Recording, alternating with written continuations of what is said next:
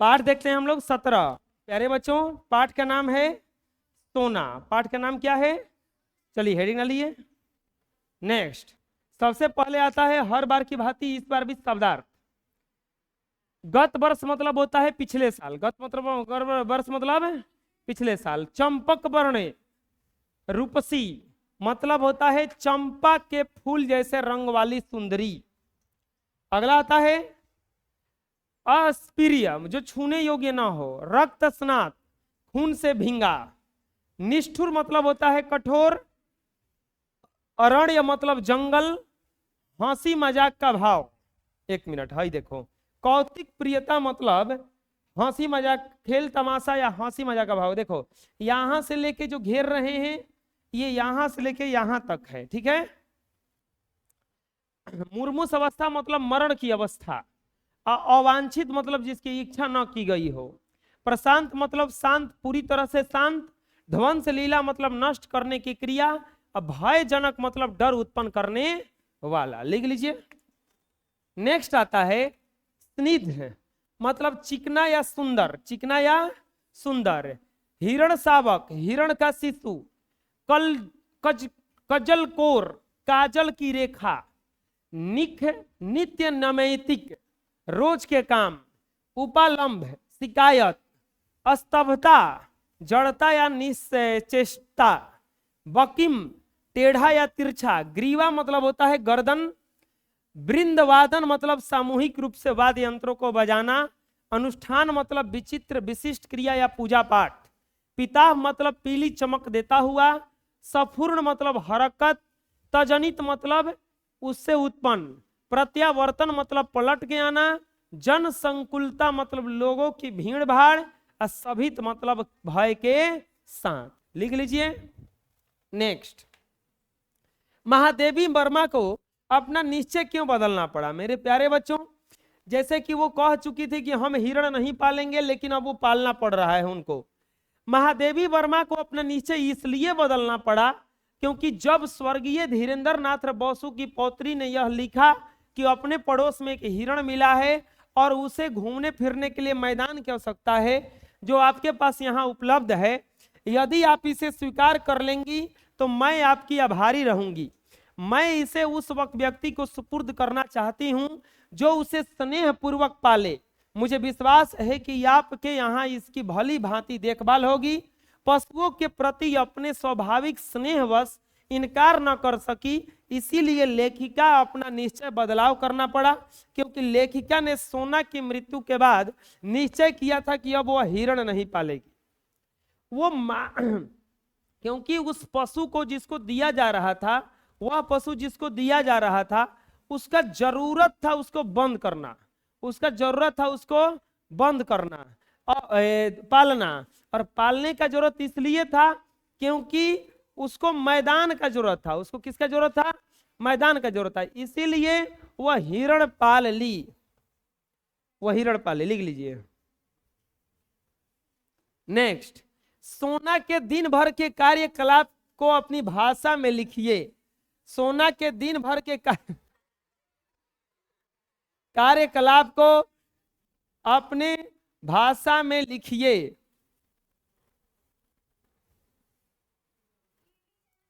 सोना का हर कार्य निश्चित तथा विलक्षण था।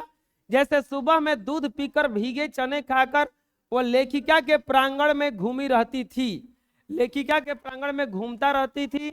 उसके बाद वह छात्रावास का निरीक्षण करने चल पड़ती। वहां मेस में पहुंच जाती जहां छात्राएं एवं नौकर चाकर उसे खिलाने के लिए दौड़ पड़ते। जलपान के बाद सोना घास के मैदान में पहुंच जाती।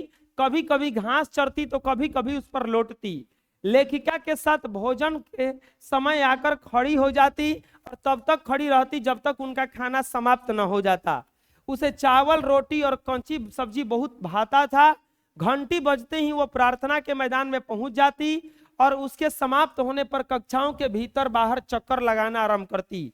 छोटे बच्चे के सामने या पीछे छलांग लगाती। लेखिका के सिर के ऊपर दूसरी ओर निकल जाती। लेखिका के बैठे रहने पर वह साड़ी के छोर और चोटी चबाने लगती। रात में वह लेखिका के पलंग के पास आती और रात गुजारती थी। सोना दिन भर का काम यही था। सबसे पहला काम कि वह विलक्षण काम था एकदम बिल्कुल। वो चारों दूध पीती थी, भींगे चने खा करके लेखिका के प्रांगण में चौकड़ी भरती। उसके बाद वह छात्रावास का निरीक्षण करने चल पड़ती। फिर मेस पहुंच जाती जहां छात्राएं और नौकर चाकर उसे खिलाने के लिए दौड़ पड़ते। जलपान के बाद सोना घास के मैदान में पहुंच जाती, वहां खाती, लौटती उस पर, और इस तरह से उसका दिन भर का कार्यकलाप यही था। लिख लीजिए। नेक्स्ट, सोना को छोटे बच्चे क्यों अच्छे लगते थे? मेरे प्यारे बच्चों, पशु प्रेम का भूखा होता है। सोना छोटे बच्चों के साथ खेलती थी। एक दिन सोना ने फ्लोरा को, जो एक कुतिया थी, को लघु जीवों से घिरा देखकर सोना विस्मय विमुग्ध हो उठी। अब वह बच्चों के पास जाकर बैठने लगी और पिल्लों के बड़े होने पर उनके साथ घूमने लगी। फ्लोरा के छोटे बच्चे सोना के पीछे पीछे दौड़ते फिरते थे, इसीलिए सोना को फ्लोरा के छोटे छोटे बच्चे अच्छे लगते थे, क्योंकि इन बच्चों के साथ उसे आनंदोत्सव मनाने में मदद मिलती थी। साथ ही पशुओं में भावनाओं को पहचानने की भी अद्भुत शक्ति होती है। वह स्नेह प्रिय होता है। इसी निश्चलता, स्नेह तथा खेल के साथी होने के कारण सोना को छोटे बच्चे अच्छे लगते थे। छोटे बच्चे अच्छे इसलिए लगते थे क्योंकि उनके साथ वो हमेशा खेलते थे। लिख लीजिए। नेक्स्ट, भाव स्पष्ट कीजिए। जब मृत्यु इतनी अपवित्र और असुंदर है, तब उसे बांटते घूमते क्यों अपवित्र और सुंदर कार्य नहीं है? मेरे प्यारे बच्चों, जब मृत्यु इतना खराब है तो लोग बांटते क्यों फिरते हैं? प्रस्तुत पंक्तियों में छायावादी लेखिका महादेवी वर्मा के मृत्यु के संबंध में अपने विचारों को व्यक्त किया गया है। यह कितनो अजीबोगरीब स्थिति है कि जब मनुष्य के लिए मृत्यु अपवित्र है, यह इतनी अपवित्र और भयानक है कि वह अपने प्रीतम के शव को भी छूना नहीं चाहता है, उससे डरता है और भय खाता है। तो यह समझ से परे है। मनुष्य अपने दोहरे मापदंड के कारण एक तरफ मृत शरीर को अपवित्र मानता है और अपनी क्रूरता एवं विवेक के कारण पशु पक्षियों को मार के खा जाता है। ये तो बिल्कुल अजीब बात हो गया ना, कि आदमी को हाथ लगाता है तो नहा लेता है, लेकिन मुर्गा को, मछली को, खौंसी को मार के खा जाता है और उसमें बड़ा मजा आता है उसको। तो ये बहुत अजीब बात है। लिख लीजिए। नेक्स्ट, पशु पक्षी मनुष्य के निश्चय स्नेह से परिचित रहते हैं, उसकी ऊंची नीची सामाजिक स्थितियों से नहीं। पशु पक्षी देखो, कोई भी हो, अगर तुम उसको स्नेह दोगे, अगर तुम उसको मारोगे नहीं, तो तुम्हारे पास आकर के बैठ जाएंगे वो, क्योंकि वो जानते नहीं है कि वो आदमी कैसा है, वो जाति भाव नहीं जानते हैं कुछ भी। प्रस्तुत पंक्ति में लेखिका महादेवी वर्मा ने स्नेह के महत्व को रेखांकित किया है। पशुओं में मनुष्य की भावनाओं के पढ़ने की अद्भुत शक्ति होती है। जो कोई पशुओं से प्रेम करता है, पशु उसके भाव को उसी रूप में ग्रहण करते हैं, उस मनुष्य के प्रति भी वैसा ही भाव व्यक्त करते हैं। पशु किसी के साथ भेदभाव नहीं करते, वे ऊंची जाति के साथ उच्च व्यवहार तथा नीची जाति के साथ नीच व्यवहार नहीं करते। पशु किसी भी सामाजिक स्थिति की उपेक्षा नहीं करता है, वह प्रेम का भूखा होता है। जो कोई उससे प्रेम करता है वह उसी के वशीभूत हो जाता है। इसीलिए लेखिका यह बताना चाहती है कि जीवन में सामाजिक स्थिति का भावना महत्व नहीं होना चाहिए। वो पशु बिल्कुल सामाजिक भावना को महत्व नहीं देता है, वह उसी को महत्व देता है जो उससे प्रेम करते हैं। लिख लीजिए। नेक्स्ट क्वेश्चन, अब आता है व्याकरण। प्यारे बच्चों, व्यंजनों के प्रत्येक वर्ग नासिक के वर्ण के अनुस्वार का प्रकट करता है और अनुनासिक वर्ण का स्वर का गुण है। पाठ में आए 5 अनुनासिक और 5 अनुस्वार संबंधित सूची बनाइए। पाठ में जो शब्द आया है उसमें से हमें छांटना है कि किस पे अनुस्वार और किस पे अनुनासिक है। देखिए, लिख लीजिए। नेक्स्ट, रेखांकित शब्दों के कारक चिन्ह की पहचान करें। देखो, अभी हम कारक चिन्ह लिखेंगे, आप लोगों को उसको लिख लेना है। क्या कारक चिन्ह कौन कौन होता है? ये होता है कर्ता ने, कर्म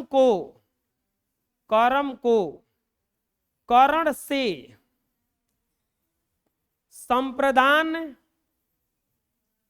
को के लिए, को के लिए, अपादान से, अपादान से, अधिकरण, अधिकरण में पर, 1 2 3 4 5 6, संबंध का के की छूटा है, संबंध, संबंध का के की, और रा रे री भी होता है, रा रे री, अधिकरण में पर, और संबोधन, संबोधन में आता है हे, हो, अरे, अजी,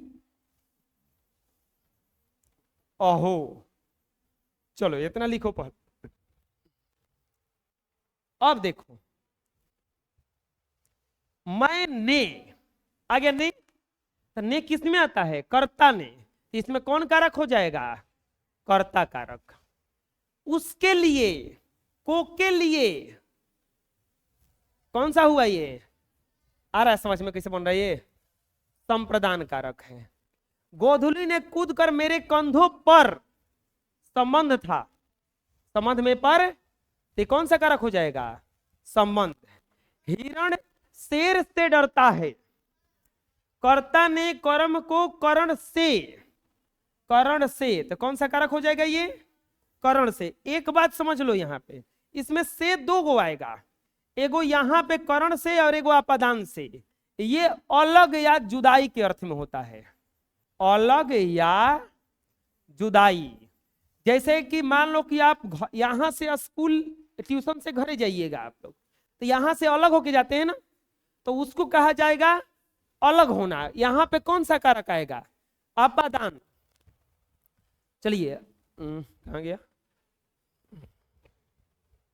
करण। अरे यह तो बहुत सुंदर है, संबोधन हे हो अरे था, तो कौन सा कारक है ये, संबोधन। प्यारे बच्चों, और मेरी दृष्टि से मेरी दृष्टि सोना को, कर्ता ने कर्म को, कर्म ना, संप्रदान को के लिए नहीं, सोना को। चलो लिख लो। नेक्स्ट,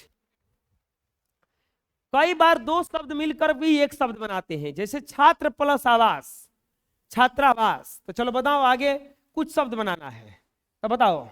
जैसे विद्या प्लस आलय, तो क्या बनता है, विद्यालय। देव प्लस भूमि, देव प्लस भूमि, तो क्या बनता है, देवभूमि।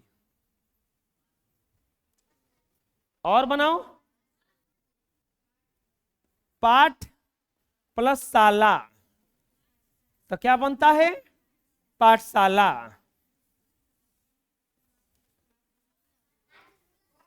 मातृ प्लस भूमि, मातृ प्लस भूमि, तो बन जाएगा मातृभूमि। जैसे देश प्लस भक्ति, तो क्या बनता है, देश भक्ति।